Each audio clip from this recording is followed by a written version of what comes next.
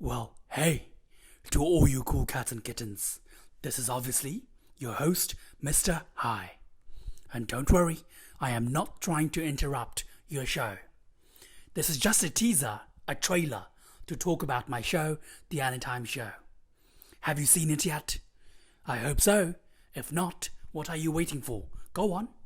Go on and find my show, The Anytime Show with Mr. Hi. See you all soon. And subscribed. Hey, are you listening to me? You better have subscribed to my channel, youtube.com/Hollywood Insider TV. Yep.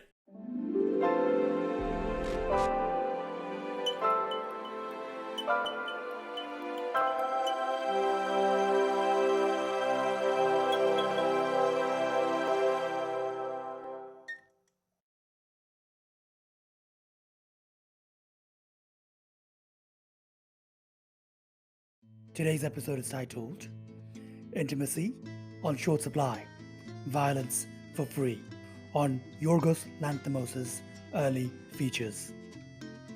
This article has been written by Bilgesu Sisman. Although Yorgos Lanthimos is yet to be a household name in film, the Greek director's recognition is no longer confined to art house circles. Since he moved to London and started to develop his projects in English, with significantly bigger budgets and internationally recognized faces like Colin Farrell, Rachel Weisz and Olivia Colman, he has garnered a considerable reputation for his black humor, exaggerated premises, quirky characters, and reflections on dynamics of power. He also received critical acclaim for this work. The Lobster won the jury prize at 2015 Cannes Film Festival, followed by Best Screenplay prize for Killing of a Sacred Deer in 2017. Lastly, The Favourite was nominated for 10 Academy Awards, including Best Picture, and won the Grand Jury Prize at the 2018 Venice International Film Festival. I must point out, The Favourite's Olivia Colman also won the Academy Award for Best Actress. And yet, perhaps besides Dogtooth, Lanthimos' early work is much less known and accessible. However, there seems to be a considerable number of viewers who see his style of filmmaking, full of absurdism, deadpan, and physicality, as scattered, misguided, and boring at best, and empty, nihilistic, and pretentious at worst. In opposition to these views, this essay will argue that Lanthimos' stylistic choices are meaningful as they reflect an approach to the study of power that is non-psychological, in order to put emphasis on the mechanistic nature of the relations of authority, control, and obedience in contemporary Western society. Furthermore, the fuel that needs this social machine is not only violence, but also the desire for affection, intimacy, and care. Lanthimos' earlier work expresses the emergence of this guiding idea for the director and hints at the new paths and directions it will take in his later films. Who makes the decision that a film is an Oscar movie?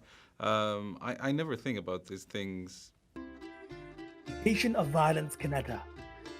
Lanthimos' first solo feature film, that from 2005, Kinetta, is the strange story of three characters: a maid, a photographer's clerk, and a plainclothes cop. A relationship that is hard to fathom as to how it emerged, who get together to choreograph and perform scenes of rape and murder.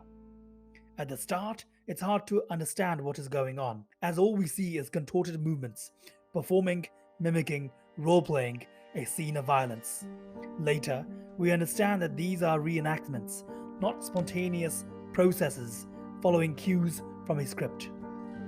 The cop is both the screenwriter, the director, and the assailant, dictating the actions of characters as they rehearse their moves in abandoned sites, while the clerk follows them with a camera. Perhaps all this wouldn't have been so unnerving if Lanthimos decided not to break up the flow of bodily movements into bits and pieces, corresponding to the articulations of the words coming from the cop director's mouth. These are not proper bodily reactions, but an ordered series of partial acts, which can be rearranged if necessary. What we thus witness is not the natural movement of human bodies, but a marionette show put on stage by and for an authority figure who gains surplus enjoyment from it all. The temporal lag between the command and the performance lays bare how bodies and the reality they inhabit are called to fit linguistic constructions. When description precedes action, in opposition to, let's say, the description of a sports game, where description must follow and catch up with the action, we see language not simply as a designator, but also as the very symbolic creation of the world. But here's the thing, the violence is not just make-believe. Whether you want to keep it there or not, it will seep out. Even though it's just acting, bodies can get hurt. Violence becomes real, not in the sense of life imitating art, but in the sense that its simulation in language has real world effects. Marionettes also bleed. The reenactments our characters take part in are not sterile roleplays, and as we have already intuited, the motivation behind them doesn't seem to be merely aesthetic. They are experiments in compliance, as the cop tests how far his true crime fictions and fantasies can be actualized through the performance of his actors. He himself acts as the director, but what he effectively carries out, and it is unlikely that he's not conscious of this himself, exploitation, abuse, and hurt, especially of those who seem to need some form of direction in their lives.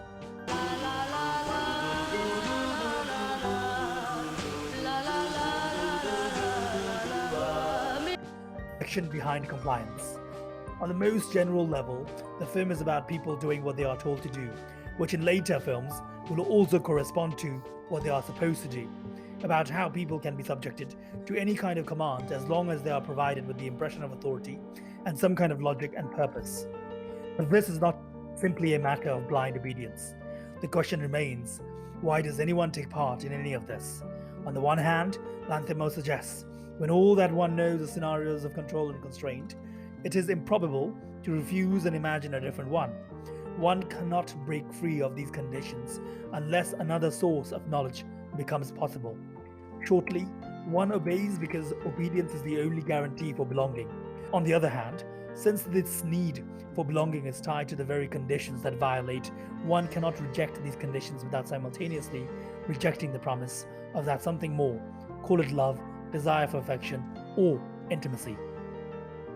This is the thing that makes our characters so open to and almost willfully accept any manipulation, exploitation, and abuse they endure at the hands of authority. Fantasies of violence present themselves as the only form of intimacy, as the only language that is graspable. We are always learning, rehearsing, waiting, and getting ready to suffer and perhaps later make others suffer, which might be the only gateway to human connection. Lastly, it is significant that the character who dictates these scenes in Kinetta is an agent of the state. This is already enough of an answer to those critics who find Lanthimos' analysis of human behavior cliched, devoid of substance, and even reactionary, as another exercise in proving that behind the veneer of civilization, human nature is selfish, violent, and authoritative. Even in the socially sparse and self-contained environment the film chooses for its characters, authoritarian and violent tendencies and desires have an identifiable origin in a specific political entity. Fantastical horror of the mundane, Dogtooth. Just like Kinetta, Dogtooth, from 2009, deals with the relation between command and performance, and adds more observations on how the power to name and categorize reality is the power to control it. The world is created in language, and that creation can be as arbitrary as its creators require. We move from the anonymity of the off-season seaside resort of Kinetta to the strictly defined territory of the bourgeois family house. Our characters are three siblings, whose ages could be anywhere from 15 to 35, and who are both developmentally and physically arrested by the design that their parents, especially their father, have for their lives. The adult child is not simply a metaphor in the movie, as the characters are directly infantilized with the set, their bedrooms, their belongings, their costumes, and their demeanors. And just like children, they play endurance games, with the difference that the aim of these games is to prove who can endure suffering the longest. The Nietzschean angle is even more apparent in the second feature from the director. Once again, Lanthimos questions the rituals and practices through which we learn to become human and be part of society, and how the rules of that game are dictated by those that we depend on for protection, security, and acceptance. The school of civilization is one of blood and pain. The themes of schooling and discipline will be repeated later in Alps, The Lobster, and The Favorite. The house, which is the primary setting for the story, instead of being a space of intimacy and privacy, is one of confinement. The residents of the house do not enjoy a spontaneous ease of inclusion. They must compete for it and prove themselves worthy, even if that means hurting each other. Lanthimos' clinical regard extends to all functions, even with sex. It's less of an animal urge than another chore that needs to be handled, a necessary habit that needs to be ingrained just like brushing one's teeth before bed. That is why, for the father, incest is not a violated taboo, but the side product of an assigned task that needs to be completed.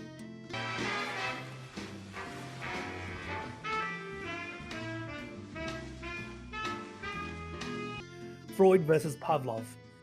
It becomes clear that the flat effect or non-effect that characters portray, as we already saw in Kinetta, was not quirkiness for its own sake.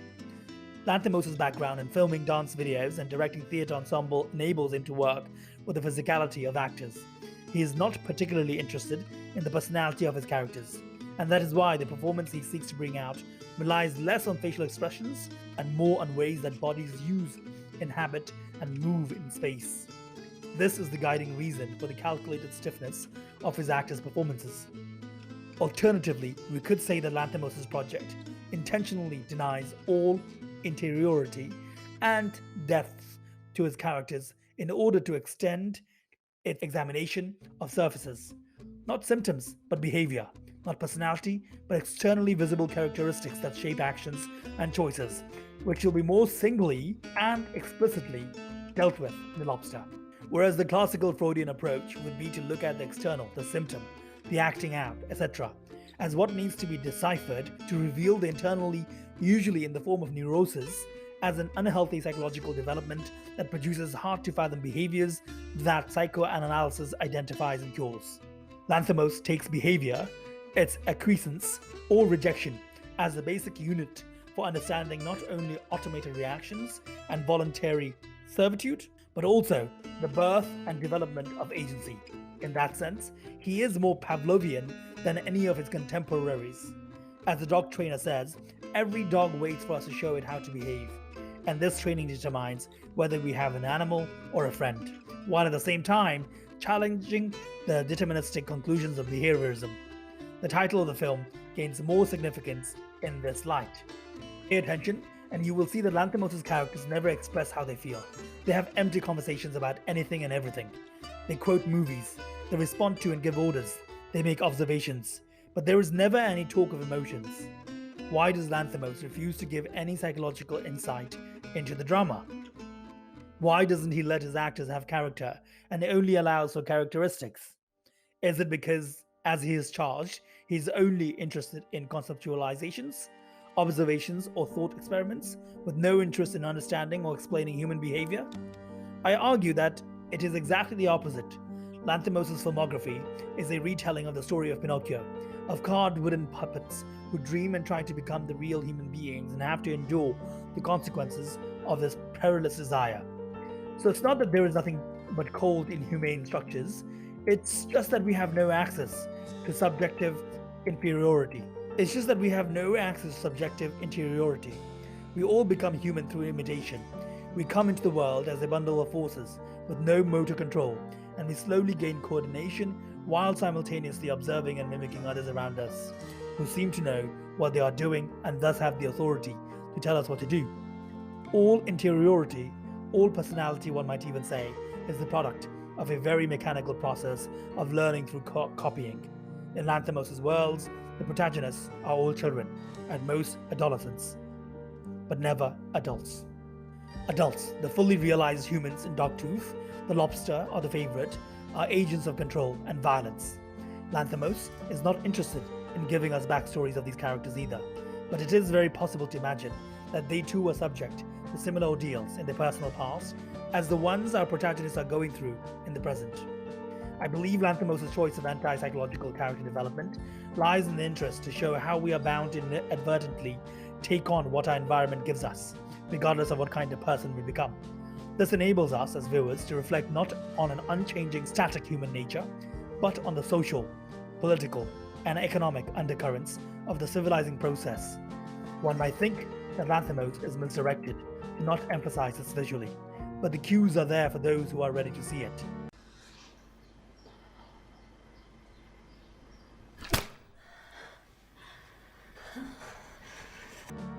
Just another family drama.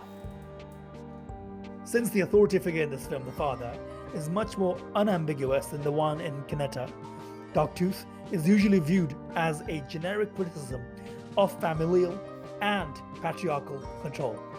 However, this reading leaves aside many themes that Lanthimos is developing from Kinetta onwards, as well as being unable to explain the stylistic and narrative choices he makes in telling the story of authority.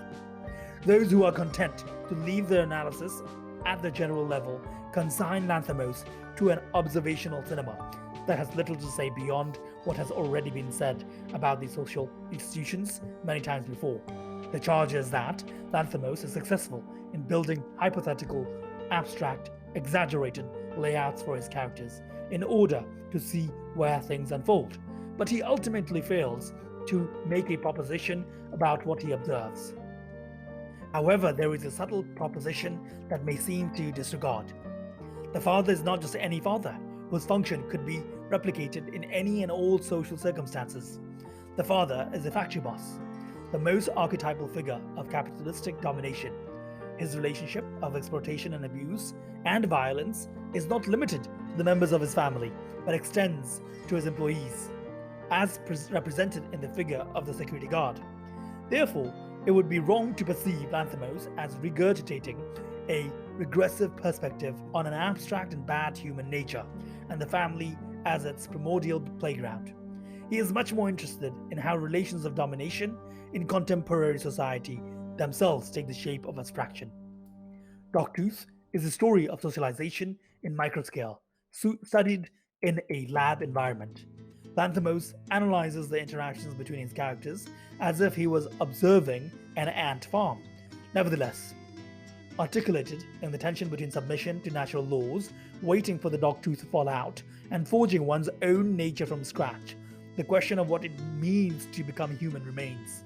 The film suggests that in order to break our acceptance of violence as the only condition of acceptance, warmth, and connection, and see the perversity of this organization, we need access to new words in order to re-articulate our experience of suffering. Know Your Lines and Know Your Place, Alps. Alps from 2011 differs from Lanthimos' prior two features, firstly in cinematography, as Christos Vodoris takes the seat previously occupied by Thimios Bakatakis, who will join the director again in his next two films. The result is a closer perspective, tighter frames, and a steady camera, which aptly fits the subject and mood. Alps follows a group of characters, a paramedic, a nurse, a gymnast, and a coach, who start a business to provide a specific service to those who have recently lost a loved one. They are actors, or rather substitutes, who take on the persona of the deceased, spend time with their close ones, in order to ease the process of grieving. Yet, it's not only the deceased who are substituted. The rituals of grief that provide space for getting over a loss are replaced with live-action roleplay so that those who grieve can feel more in control over the conditions of their loss. So again, fiction takes over from reality. The external expressions of the lost person, their clothes, gestures, habits, and words, are learned, mimicked, rehearsed, and performed in their stead. In their manner delivery, one can doubt whether the substitute is ever going to be as good as the original, but the hope or promise is that if repeated enough over time and practiced adequately, the portrayal will gain naturalness and spontaneity, just like a musician can play a piece or a gymnast can perform a routine with their eyes closed if they practice it enough times. Και τότε σίγουρα δεν θα μπορέσει να δουλέψεις με κάτι πιο pop. Για την ακρίβεια, Δεν θα μπορέσει να δουλέψει με τίποτα. At your service. This new service in the care industry turns out to be also a source of comfort to at least one of its members, Mont Rosa, the nurse who is responsible to tell the group when a patient dies at the hospital, so that they can approach the family to offer their services. Seems to find in these roles a way to make up for what she lacks in her own life, but this overcommitment will cause her both her job and her new role. In the end, Alps is a service of customers, which requires from its founder employees loyalty and devotion to company values. Acts of violence are not far away when the performances fail evaluation. The most dangerous zone, though, is the ever-shifting, fine, quiet threshold between reality and make-believe, where transgressions can occur inadvertently. The potentiality of violence culminates in this in-between space that Lanthimos obsessively reflects on, which is also the point of emanation of anything resembling subjective control. This is because creative directors, the ones like Mont Blanc, want to be the only ones to delineate fiction from non-fiction. How to uphold an illusion and how to bring it down. Montrose's over-identification with her role enables her to be more cognizant of what she desires, as well as giving her the courage to try to get it on her own terms. Emotions slowly start to reveal themselves on her face. First as surprise to an unexpected betrayal, then as frustration as she starts pushing the boundaries that deny her what she wants. What she doesn't realize through her insistence is that her customers are less interested in her devotion and more in the surface similarities between their dead daughter and her new replacement, the young gymnast, the most natural choice for the role and a faithful replication of reality. As a matter of fact, Rosa's overcommitment shatters the fantasy they want to uphold for themselves because it lays bare a desperation for affection. Rosa physically tries to break into a space of intimacy and connection, a forced entry, but surely this is a cause for alarm, and she will be violently evicted out of the family house. As she is being kicked out, Montrosa repeats her memorized lines over and over again in agony, as if to say, "Look how well I know my role. Look how ready I am for your affection." She's almost begging them with these lines, and at the same time resisting and revolting her present condition, challenging them with their insistence to stay as their daughter. Lanthimos seems to suggest that in contemporary world, everyone is replaceable, but some are more replaceable than others. But I don't care anymore. Leave and then eat all the cakes and all the desserts you like. I will leave. Against the charges. Although not officially a trilogy, Lanthimos' first three solo features, Kinetta, Dogtooth, and Alps, stand together as meditations on linguistic designations, the dynamics of power in various social institutions and how they shape and break individuals, and the tension between violence and affection, or love as the motor behind both submission and resistance, as cinematic exercises in undoing and reconstructing processes of our socialization. These films break down holes into their minute parts to then put them back together again, thus showing the mechanisms hidden behind the veneer of natural functioning. In some, they point less to personal motivations behind behaviors and choices, and more to how one learns to behave a certain way and make a choice for oneself in the first place. Their observations about competition, coldness, and cruelty doesn't speak for a staunch belief in corrupted human nature, but indicate the conditions of becoming human in Western society. As such, the charge of false intellectualism and fake radicalism fails, because what Lanthimos does is not a guaranteed standard and stale cultural critique. Those who find his cinema as simply weird, unnecessarily disturbing, or faultily nihilistic disregard that his critique of violence is multi-layered, historically specific, and has socio-political relevance and valor. I approach Lanthimos' cinema as reinterpretations and reanimations of what Nietzsche called festivals of cruelty, and predator-debtor relationship in his On the Genealogy of Morals, taking place in different micro-universes. Through the stylistic lack of effect, we are able to trace the history of the formation of affects as products of power relations, and again in Nietzschean fashion, Lanthimos aims for a re-evaluation of all modern assumptions and sensibilities and opens to question the taken for grantedness of the substantiality of interiority. Just like Nietzsche, he is a poet of surfaces. Kinetta, Dogtooth, and Alps are streaming on the Criterion channel. The Lobster and Killing of a Sacred Deer are streaming on Netflix.